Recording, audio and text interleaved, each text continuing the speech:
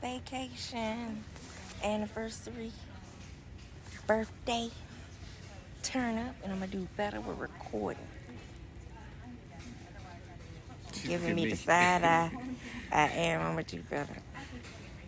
I be in the moment. I be enjoying the moment. We don't get them that often, so but we appreciate it. Thank you, Nana. Day 7, and we're still going, y'all. We're still going. I decided to come back today with a little bit more on the travel side. I was planning to do some breast cancer facts and kind of talk more about the type of cancer I was diagnosed with, but I ran out of time, but we will cover it again. So I decided let's go back into the traveling aspect. So the video that I compiled today was of our last cruise, which was last October, ironically, a year almost exactly to the day. And typically, we tend to go in this September, October kind of window. Last year, we were blessed to be able to cruise, I want to say 3 times last year. We did a really, really short one for Valentine's. And then we came back in March or May. I don't know why I can't ever remember, but I don't have enough time to try to figure it out. But and then this last one in October. So maybe the world just knew that was the Lord's way of saying, "Hey, you best get it in this year because you won't get one next year."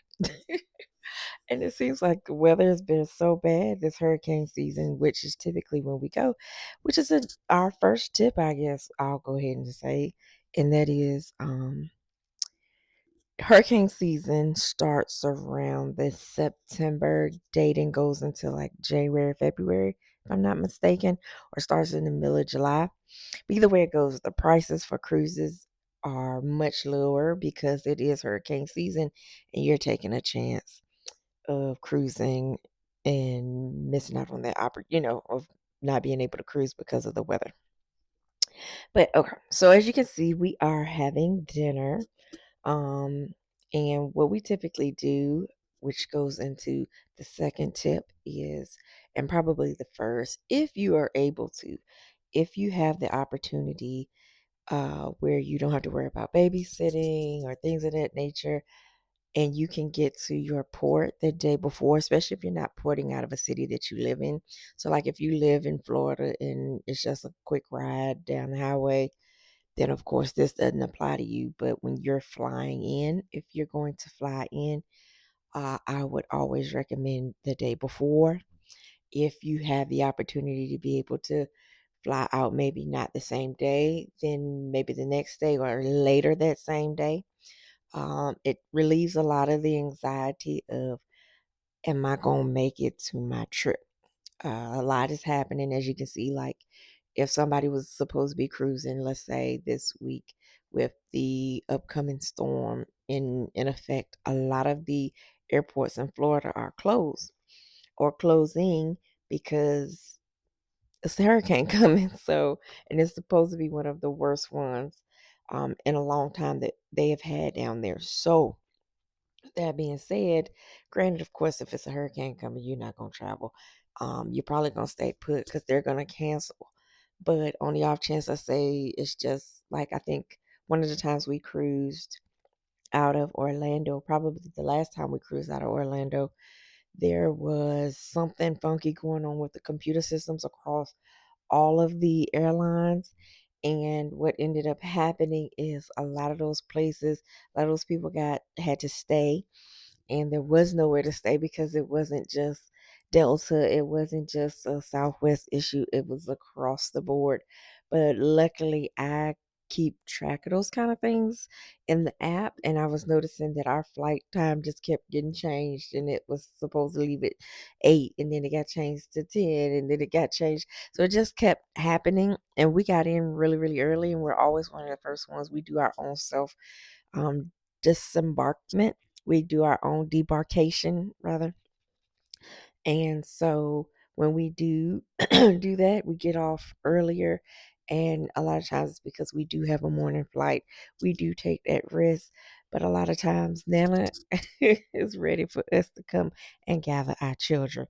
So with that being said, we want to try to get on as early as we can without running the risk of something happening when we get into port and not being able to get back on or get on a flight right away. But knock on plastic, wood, whatever it is, we have not had that happen to us yet. Nor do we want to do. But as far as like not being able to get back home, we have had that issue. So I kept track of it. Going back to the store, I ended up noticing that it was going to be an issue. The airport was crazy. We rented a car from Durham, North Carolina to Orlando. Orlando to North Carolina is about a 9 hour drive. Really wasn't that bad. We got on the road. We made it home by the time they had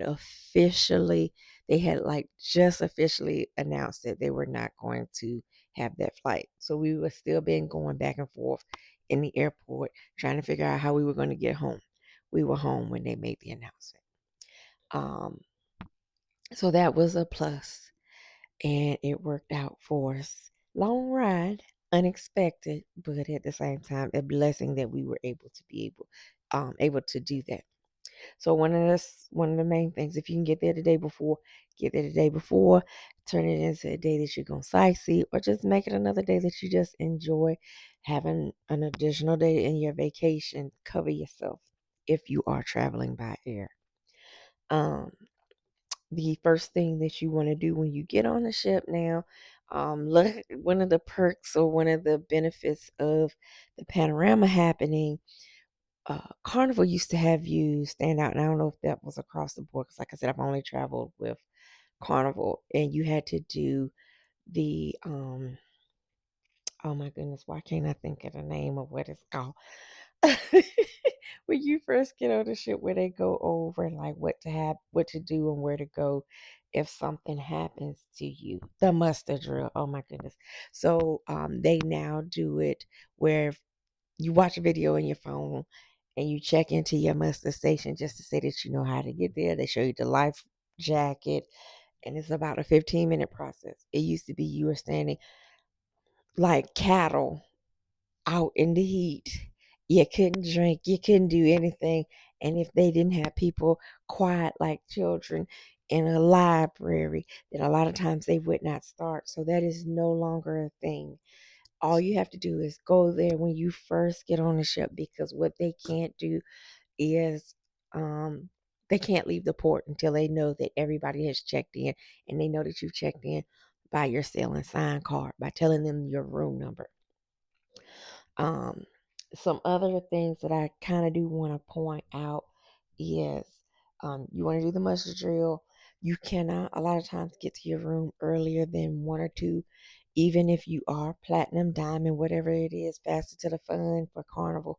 You cannot um, get to that room before a certain time.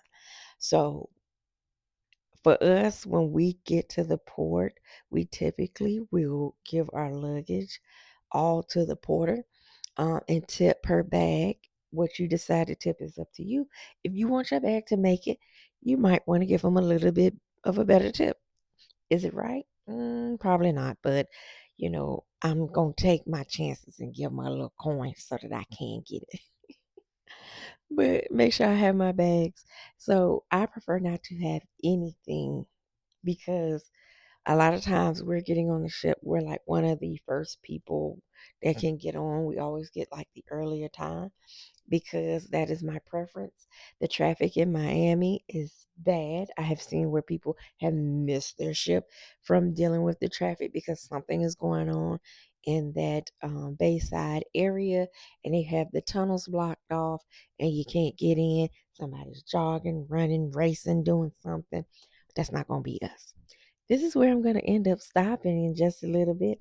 Those are my first day tips for cruising. I wanted to come to you guys and give you something, because we're about to be late for day 7.